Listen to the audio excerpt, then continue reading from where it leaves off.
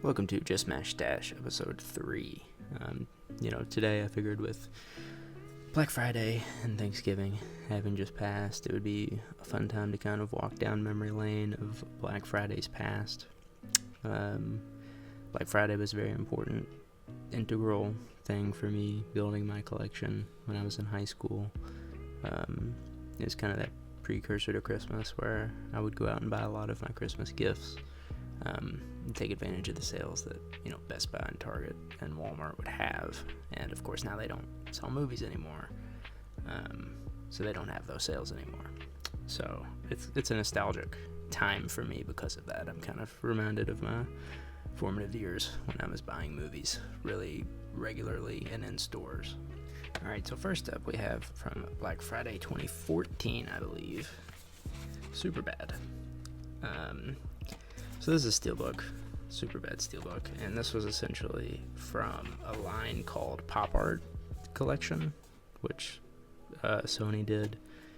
Well, like I said, I want to say it was Black Friday 2014, but essentially they put out this huge wave of steelbooks, and they all had this cool, unique pop art design. They, licensed different artists to do them.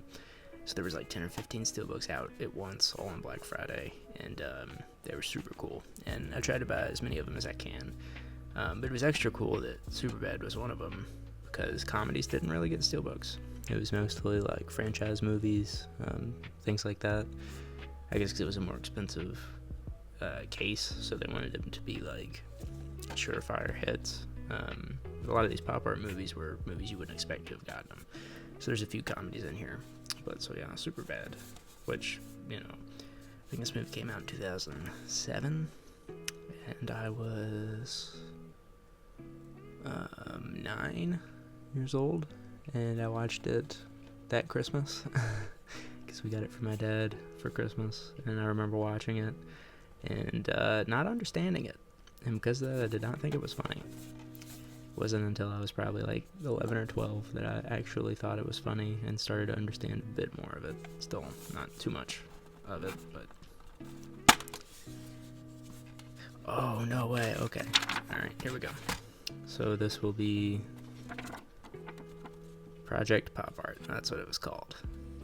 So these were all the films. Fifth Element, Das Boot, Desperado, District 9, Driving Leon, Dr. Strangelove, Easy Rider, Karate Kid, Kung Fu Hustle and Snatch, The Raid Redemption, Stripes, Superbad, Taxi Driver, and Tommy. So, I have Taxi Driver, Superbad, Stripes, The Raid, Snatch,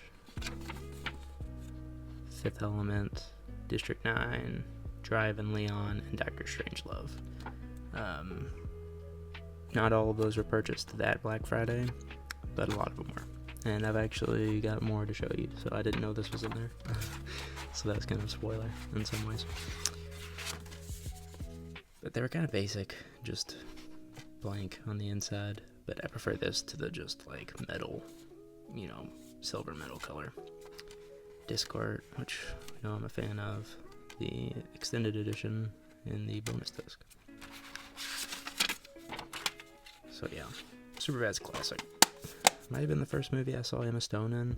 I had seen Jonah Hill in The 40-Year-Old Virgin and Accepted, so I knew who he was. Michael Cera could have been my first time seeing him too. But yeah, great movie. Okay, next up we have Guy Ritchie's Snatch, which I'm trying to think of the first time I saw this. It was definitely before I bought it. What incredible artwork, by the way. All the different hands, they're all holding different weapons and stuff. That's really cool. And the dogs, that's really sick. First time I had seen it was probably like February 2014, definitely before it came out, or this came out. But it was one of those movies that I watched with my uncle and really, really enjoyed it. I think when it came out, it was lauded and everything, but it's not really stuck around in the kind of culture consciousness. But there are plenty of imitators of this movie and of that Guy Ritchie style. But Snatch is like probably his best movie. Oh wow, dude, I'm crazy. So What's that? Best Buy, Snatch. What is that? Okay. Project Pop Art. Wow, that's really cool. Didn't know I kept that. Cool disc art once again. That I already showed you. I don't know why I would have kept this. I really don't know why, because I didn't give it for Superbad. So, but this was one of those that I did not buy initially on Black Friday, but I did get eventually, obviously. But yeah, crazy cast, really, really great movie. You should watch Snatch if you haven't seen it. Next up, we have Stripes from the same series. I've always liked this movie a lot. It's one of my dad's favorite movies. Similarly to Full Metal Jacket, I had only, for a long time, seen the boot camp stuff. So I thought that was like the entire movie. And then the first time I watched it all the way through, I realized that is not the entire movie. But this is good. Bill Murray at his best. John Candy's really great in it. Kind of a basic steelbook. Not my favorite. I do like the blue on the inside, though. That's nice. Really, I even think that you could have split this into 2 movies. You know, have the boot camp stuff be the first half, and you know what happens after be the second half. But as they actually filmed some of this where I'm from, Louisville, Kentucky. I don't know what scenes exactly, or where, or you know, any of that, but funny movie, worth watching. Next up we have Taxi Driver. So, as you can see, Taxi Driver or Chauffeur de Taxi, or I guess Chauffeur de Taxi. This is not from Best Buy. This is not even, oh that's funny, there's still the glue on it. This is not the American release. So I did not get this on Black Friday. I did not get this with the others. I'm not even sure really what country it's from. I guess essentially it's just the same case and disc and everything, but they put it out in a different country, maybe France. I don't know. I'm not gonna try and act like I know the language. But I don't like this movie. I like this artwork a lot. It's him kind of, looks like he's driving down from the sky into the street, which is really cool, and you can see his eyes in the reflection. I don't like the back because it's just that. It's just like a zoomed in part of that for some reason. Kind of lazy in my opinion, but I do like the front enough that it kind of makes up for it. But I don't know, the first time I saw the film I was just kind of underwhelmed. I don't know if it's just kind of one of those scenarios where I've seen this type of film done so many times since, and that even though this is the original, there's just versions of it that I like better. I'm not sure, but I'm not going to take these glue things off because it helps it stay in here. But I'm not saying it's a bad movie or anything like that, because it's not. I don't know. It didn't resonate with me, which is probably a good thing in the grand scheme of things. But I don't know. I like the steelbook more than I like the movie. Next up we have Drive, starring Ryan Gosling. This film is like, for so many people, one of the, you know, best movies ever, or their favorite movies ever, or whatever. And I especially remember when I started collecting movies, this was huge, and this steelbook specifically ended up being like worth a lot of money, and I don't know that it still is, or you know, whatever. Kind of lame. I don't know. That makes it a little bit better, but you could have done more with that. Something with the jacket would have been cool. I don't know. I don't love this movie. I've only seen it once. I saw it my freshman year of high school. Same thing as Taxi Driver. Coincidence, I guess. 2 dudes driving, but I don't know. It just, once again, it just kind of didn't really resonate with me. But it deserves a rewatch. That was 12 years ago, something like that. Now I'm old and decrepit, but I'll tell you what though, I do love this pink and black on the disc art and behind the steelbook. That's awesome. Very, very Bret Hart vibes. best there is, ever was, ever will be, etc. But yeah, I don't know. I should rewatch this movie. I really, really should, because it's a lot of people's favorite movies. And Ryan Gosling is like, oh man, second favorite actor, third favorite actor, top 5. Joaquin Phoenix is my favorite. Philip Seymour Hoffman's my second favorite. I would say Gosling might be third. He's up there. But yeah, I don't know. I need to rewatch it. Okay, so next film, I'm pretty sure they did another pop art series the next year. And I think that this film was included in that series. It could have been in the first one that I was just showing. I don't remember, and I'm not going to go back and look. But we have Pineapple Express, which, it's kind of in the same lane as Superbad.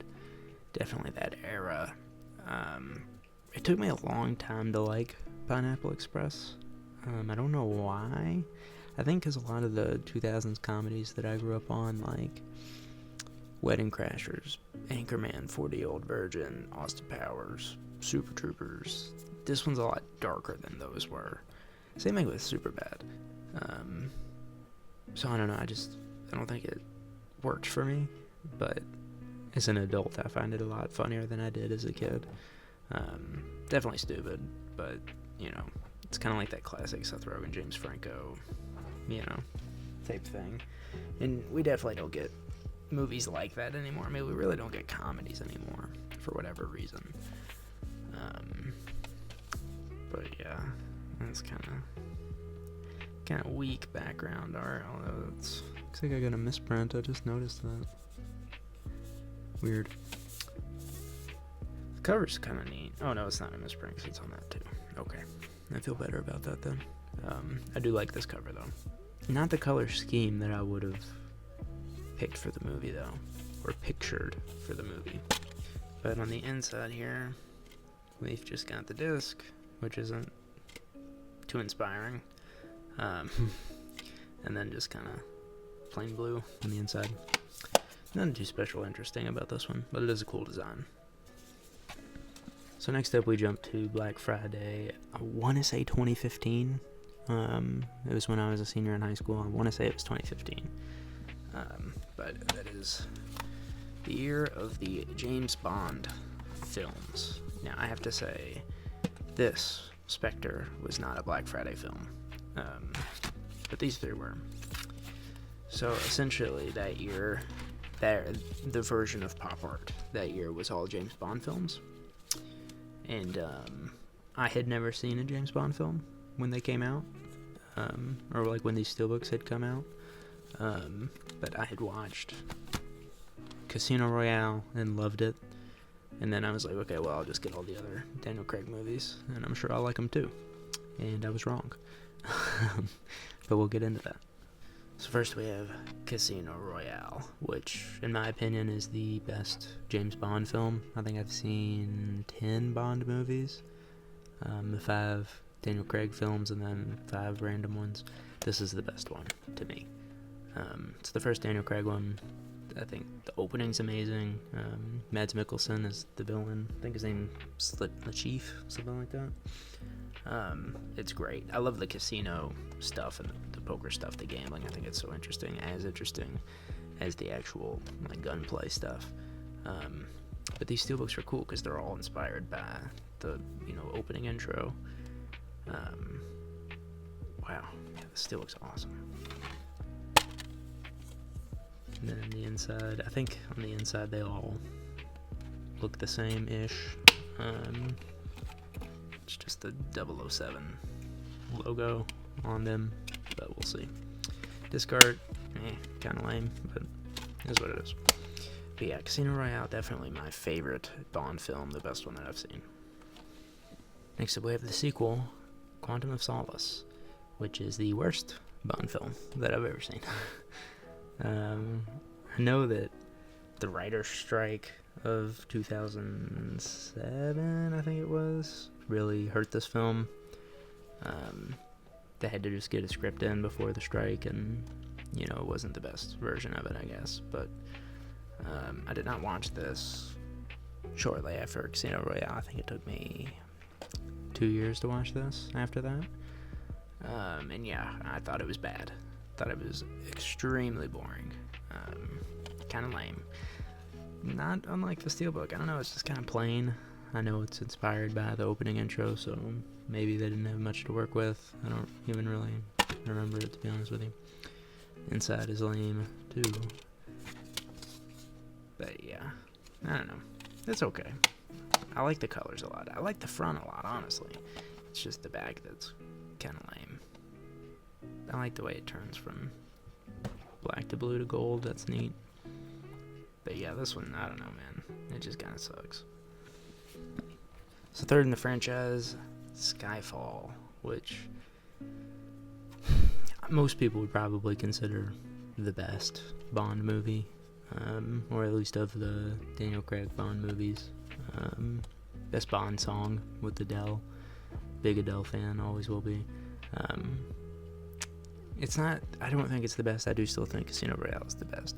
I will say this one has the best cinematography. And I know it got nominated for best. Well, phone died while I was talking. I don't remember what I was saying. But yeah, Skyfall looks great. Great song. I should rewatch it. I might like it more now. Maybe I would make it less. But yeah, it's a good movie. Oh, and this one actually has better Discord than the other ones. I do like this opening video. I don't love it as a Steelbook cover, but I do think of these colors when I think of Skyfall, so it works. And last, but barely not least, we have Spectre. Now, this film was in theaters when those other Steelbooks came out, and I bought it, I want to say it was on sale a few months after it came out, because I was like, I'm not going to pay full price for this Bond movie that I haven't seen, that I don't think looks that good. But really what sold me about buying this Steelbook, well, partially because I wanted to have the complete collection at the time, but also, you can see there, that bullet hole, bullet wound, whatever you want to call it, the shot in the glass is like debossed, which is really cool. And what's even cooler is that it is on the back as well. So, kind of makes like a through line, essentially, which is pretty cool. And, you know, I know in the film, like the spider that you can kind of see that the glass symbol makes, that's like something in the movie. I don't really remember, to be honest. I think this is like, I think it was supposed to be a remake of Dr. No or something like that. I don't think I've seen that one, but I don't know. I didn't love it. I think No Time to Die is better. If I had to rank them, I would go Casino Royale, Skyfall, which are kind of in a tier of their own, and then No Time to Die, which is like in a tier of its own, and then Spectre, and then Quantum of Solace. But I do not have No Time to Die, and I would buy it for the right price, but that price is not high. Alright, we're out of the Bonds, and I don't remember what year this was. I want to say it was my freshman year of college, Black Friday. But we have 8 Days a Week, The Touring Years, which is a documentary directed by Ron Howard about the Beatles from, I want to say, 64 to 66, I want to say, before they stopped touring, aka The Touring Years. Apt title. But essentially, this is like a cool, it's like hard-covered, but it's like a box set kind of neat thing. I got it on sale on Black Friday for pretty cheap. It was like $40 initially, and I want to say I got it for like $15, which is a hell of a deal. I'm a huge Beatles fan. Always have been, always will be. They're my favorite band of all time. Oh yeah, up to 66. So I kind of like eat Beatles documentaries for breakfast. Like, they're the most interesting, entertaining things to me. I will pretty much always watch them, even if it's just kind of like retreads of the same, stories. Because, admittedly, what else can be said? But I don't care. I want to see it all. and I love Ron Howard from Arrested Development. So it slides out like this. So you can kind of see this is like a hard card material. Comes out, you got this cool picture of the 4. Oh, I guess it's like a wraparound. So yeah, that's what that looks like. Oh, it wraps around there too. Well, I don't know that I can. Alright, bear with me. I know I always mess this up, but that's about as good as we're getting. Studio ain't big enough for the both of us. 8 days a week. But yeah, so disc 2, which was like a bunch of special features. Disc 1, which is the actual film. You can kind of see the drum set behind there. And then also comes with this book, which I am like a total sucker for when they put books in these Blu-ray cases. It's also advertising the CD. But Ron Howard wrote the introduction, clearly. And it looks like it's just a bunch of essays about the books, if not the whole thing written by Ron Howard. Okay, yeah. And a lot of cool pictures, too, of those early days of the Beatles. Some of their best stuff, from Please Please Me to With the Beatles, Help, Hard Day's Night. Yeah, a lot of great stuff. And this is a good documentary, too. I would never promote or advertise Disney Plus, but unfortunately that appears to be the streaming home of the Beatles currently, or at least Beatles-related material. So I do think you can watch this on there, and I would recommend it. It's a nice way to, spend 2 hours or however long it is. I don't remember. It's been a while since I've seen it, to be honest.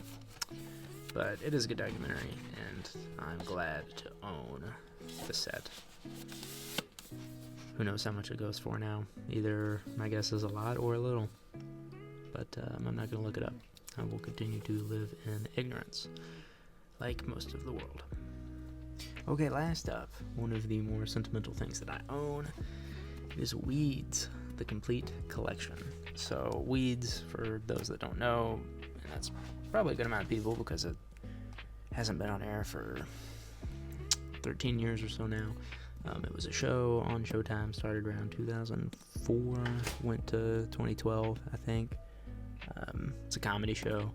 Essentially, Nancy, the lead actress played by Mary Louise Parker, she's like a rich housewife, mom of 2 kids. They live in a fancy neighborhood, and her husband drops dead while he's out jogging with one of their kids, and she has to find a way to support her family now, so she becomes a weed dealer. And it's a really funny show. It doesn't take itself too seriously. I mean, there's serious stuff, especially towards, the later seasons. But, the show started 3-4 years before Breaking Bad. But it's kind of like a nice comedic counterpart to Breaking Bad. Partially because it's a comedy and Breaking Bad's very serious, but it's also 2 very different sides of it. She's like this rich mom, he was like this poor dad, and their reasons are very different for doing it. But it's a good show, and I watched it after Breaking Bad, but I watched it my freshman year of high school. And or actually, I think I watched it before Breaking Bad. But yeah, I watched it my freshman year of high school, and I remember it was on sale Black Friday, and I got it for Christmas that year because of the Black Friday deal. But this was the first Blu-ray box set I ever bought, that I ever owned. So it's sentimental to me for that. I'm always transported to 2012, 2013 when I hold it in my hands. But this is an extra cool set because it's got this I don't know if it's not glass, but it's like this real hard case. But you slide the book out, you can kind of see it's got neon paint in the corners, I guess, that kind of illuminates it, which is really cool. But yeah, really, really sick item. There we go. So yeah, we got Nancy on the front here, looking pretty great. Okay. On the side, seasons 1 through 8, so yeah, 8 seasons. The back, that's kind of got some damage on it, some wear and tear. But I love books like this, box sets that are books. I think it's really cool. It's a really neat way to do it. I will say getting the discs out of here is a pain in the ass. First time I ever watched the show was on Netflix. The second time I watched it was with the discs. So, it was a pain in the ass. But yeah, you got season 1 and season 2. They were only 8 episodes, or that one was 10, this one was 8.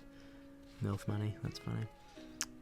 There's also a pot brownie recipe there, which I will never use. But, still cool. Okay, so season 2 was 12 episodes. Kevin Nealon is super funny in the show. Let's see. Season 3, Zooey Deschanel. I only vaguely remember that. Carrie Fisher. Justin Kirk, who plays Andy on the show, which is her brother-in-law. They were in Angels in America together, which is another really great show. But he was also in Succession. Mainly the last 2 seasons, I'm going to say. One of the... That's either Mary-Kate or Ashley Olsen. I don't know which one. But season 3. What's funny is this kid is Nemo in Finding Nemo, and his dad in Finding Nemo, Marlin, is Albert Brooks. And he is in this show and plays his grandfather in the show, which is really cool. And there he is. Jumping on a little bit on that one, there's Julie Bowen from Modern Family. There's a lot of like crazy guest stars in this show, but it's a really funny show, and it's really well written for the most part. Jennifer Jason Leigh, I forgot she was in the show too. I should rewatch this. It's been a long time. It's been about 10 years since I watched it, but it'll always be one of my favorite shows, especially sentimentally, because, you know, once again, I watched it at a pretty formative time in my life, and it was one of those first shows that I really got into. Let's see, we got Richard Dreyfuss here, season 6, more season 6. Come on, there we go. Martin Short, don't remember him in it at all. See, and then there's Nemo as a, I probably shouldn't call him Nemo, but it was cool to watch them grow up over, 8 seasons. It was really neat to see the way that the cast evolved and, grew older. And the ending to the show is really interesting. It's not a conventional season finale at all, or series finale. And I don't know how I feel about it, honestly. But the final scene, the song With Arms Outstretched plays, and that's a really great song. And I probably like it a lot, actually, because of the show. But yeah, this Weeds is one of my favorites. Bonus features. Cast Roundtable, which I watched, and that was really good. They smoked, they left. Or they came, they smoked, they left. That's a really great kind of little docu thing. Yeah, on the bonus disc there. And that is a shot from the last episode, actually. But yeah, Weeds is a good show, man. It's worth watching. If you've never seen it, you should definitely give it a look. I don't know what it's on. I don't know if it's on Netflix. I don't know if it's on Peacock. I think it might have been for a little bit. I don't know where Showtime keeps their stuff. But if you're like me and you like to own things, this is worth owning. It's really great. So yeah, that was fun for me to do, kind of walking down really my high school years of Black Friday, and these weren't everything that I bought on Black Friday those years, but it's a lot of it. Maybe some of the stuff that my memories are more specifically tied to, and most of them are steelbooks, more box sets, which is kind of my forte with movie buying. But it sucks because Black Friday now, we probably went a little too far back in the day where Black Friday used to be 4 a.m. and then it shifted closer and closer to Thanksgiving, and it ended up being 8 p.m. Thanksgiving Day, which was too early and not fair to people. Usually my friends and I would wait until we were all done with family stuff, and then we would go out on Black Friday or Thanksgiving night at like 11 p.m. and be out till like 1 or 2 a.m. We'd eat White Castle and shop. And those are some of my fondest memories. And you just don't really get to do that anymore, because Black Friday doesn't work like that anymore post-COVID. Now I think it's 6 a.m. is when most stores open. But for me, because most stores don't sell movies anymore, it's just not as fun, and it's not as exciting, not as interesting. Unfortunately, Cyber Monday is more of the interesting thing for me, which is sad, because I much prefer to go places. To me, part of the memory of buying something isn't opening it in a box, it's going out and picking it up and purchasing it at the register. So that experience is mostly lost. Barnes & Noble still does movies, Walmart still does movies, but Best Buy and Target don't, and it's a shame. But regardless, I'll always have the memories, and I do hope one day it kind of swings the other way again, and you can buy movies at Target and Best Buy. But so yeah, this is The Stash, episode 3. Let me know in the comments what you bought this year on Black Friday, or any of your favorites from the past. Let me know if you've seen the Bond movies, if you've seen Weeds, if you like the Beatles or 2000 comedies, pop art, steelbooks. Just be sure to let me know. Please subscribe to the channel, and I've been Josh from The Smash. Until next time.